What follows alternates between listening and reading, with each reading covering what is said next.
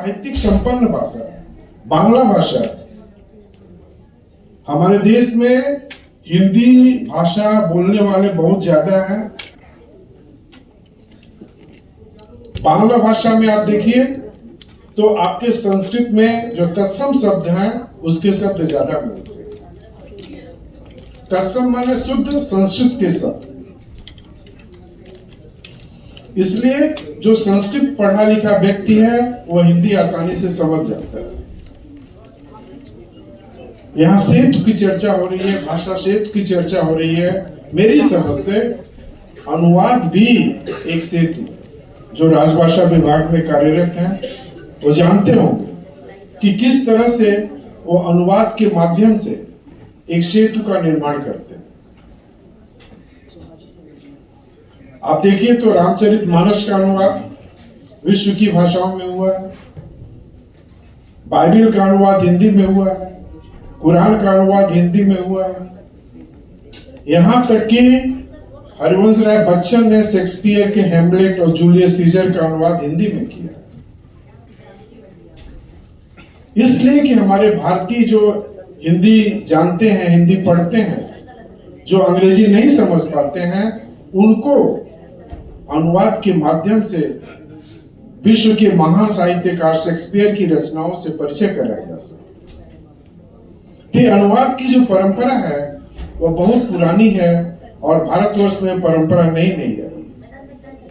तो अनुवाद भी एक भाषा सेतु। इसलिए अनुवाद के माध्यम से हम जो है भाषा को आगे बढ़ा सकते हैं। दूसरी बात है कि यहाँ पर हमारे बहुत से साथी लोग हैं जो अनुवादक भी हैं, हिंदी अधिकारी भी हैं, कुछ अवकाश प्राप्त कर चुके हैं।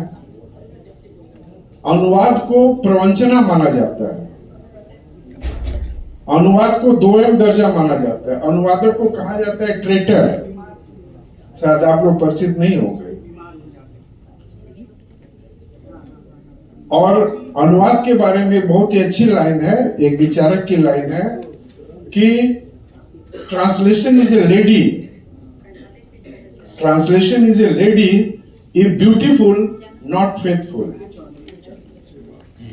Translation is a lady if beautiful not faithful and if faithful not beautiful. ये अनुवादक, अनुवाद, ट्रांसलेशन एक के बारे में चर्चा है। हिंदी भाषा जो है आप देखिए एक लिंक लैंग्वेज है। यहाँ के डॉक्टर सुनीत कुमार चटर्जी भाषाविद थे, उन्होंने हिंदी को फ्लावर लैंग्वेज कहा। तो कुछ न कुछ बातें जो हैं, आज हम लोग सुभाष के बारे में बात कर रहे हैं। सुभाष ने, जैसे कि मैडम सोमा बंदोपाध्याय ने कहा कि उन्होंने जो प्रयाण गीत लिखा आजाद हिंद फौज का, वो हिंदी भाषा में लिखा, हिंदी उर्दू दोनों का सम्मिश्रण। कदम कदम बढ़ाए जा, खुशी के गीत गाए जाए, जिंदगी है कौम की तू कौम पर लुटाए। और उन्होंने कहा कि आजादी के बाद हमारे देश की यदि कोई राष्ट्रभाषा होगी तो वह हिंदी होगी। साथियों,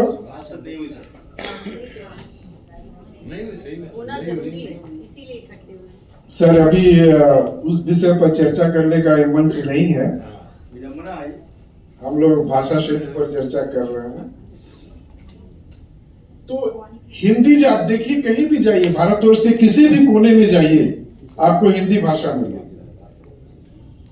चाहे आप कश्मीर में जाइए, चाहे कन्याकुमारी में जाइए, चाहे मणिपुर मेघालय में जाइए, चाहे रेगिस्तान में जाइए, राजस्थान में।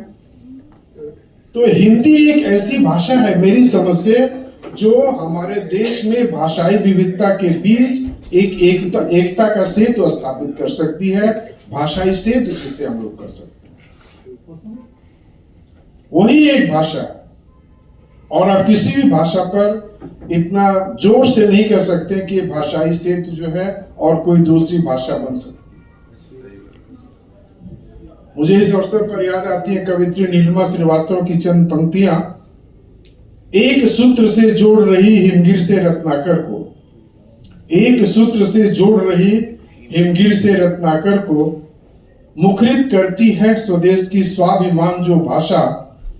एक पुण्य वेदी पर अर्पित तन मन जिस हिंदी का, उस हिंदी को नमन हमारा, वंदन उस हिंदी को, उस हिंदी को नमन हमारा, वंदन उस हिंदी को। तो हमें हिंदी की वंदना करने की जरूरत है, हिंदी को भाषाई एकता के रूप में प्रतिष्ठित करने की जरूरत है। हिंदी भाषा जो है स्वतः परिपक्वित भाषा है और हमारे देश में धीरे धीरे फैल रही है।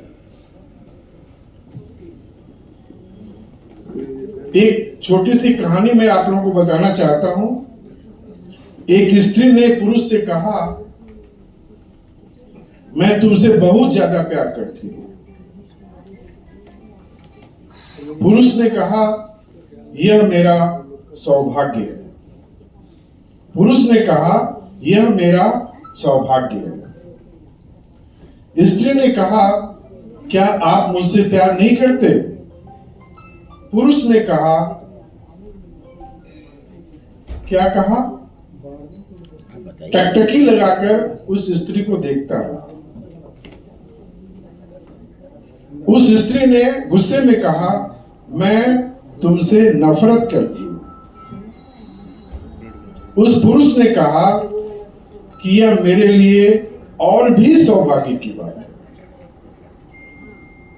कहने का तात्पर्य है कि आप हिंदी से चाहे प्यार करें चाहे नफरत करें, हिंदी हमेशा भारतीय भाषा के बीच में एक सेतु का काम करती रहेगी। और धीरे धीरे यह भारतवर्ष में, जैसे शुक्ला जी भी बोल रहे थे, हमारी समझ से कुछ वक्त लगेगा, लेकिन ये राष्ट्रभाषा के रूप में हमारे देश में स्थापित होगी। डॉक्टर सर बैठे हुए शंभुनाथ जी, और सर का विशेष योगदान रहा है मेरे इस आगे बढ़ने में। तो मेरे कहने का मतलब है, मुझे केदारनाथ सिंह की पंक्तियां याद हैं, उनके साथ मैं अपना वक्तव्य समाप्त करना चाहूंगा। बहुत अच्छी पंक्तियां पढ़िएगा आप लोग। पिछली रात मैंने एक सपना देखा, पिछली रात मैंने एक सपना देखा कि दुनिया के सारे लोग एक बस में बैठे हैं। पिछली रात मैंने एक सपना देखा कि दुनिया के सारे लोग एक बस में बैठे हैं और हिंदी बोल रहे हैं।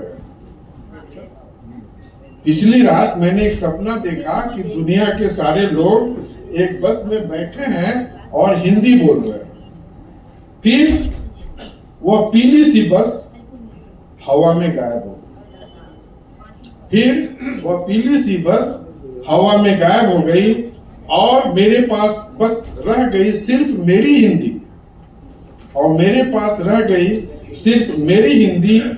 वो अंतिम सिक्के की तरह हमेशा बच जाती है मेरे पास, हर मुश्किल में, हर मुश्किल में, हर मुश्किल में।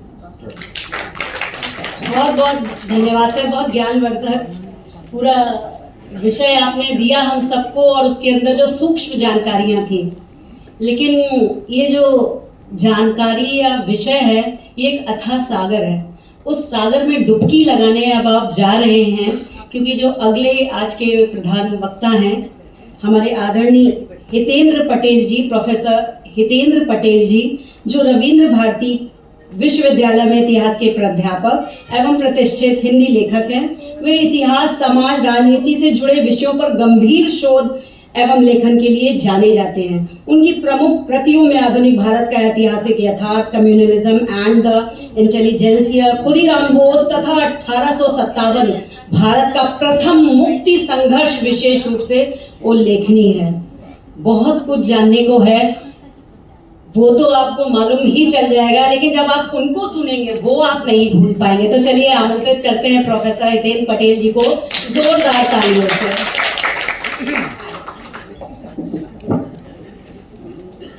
नमस्कार।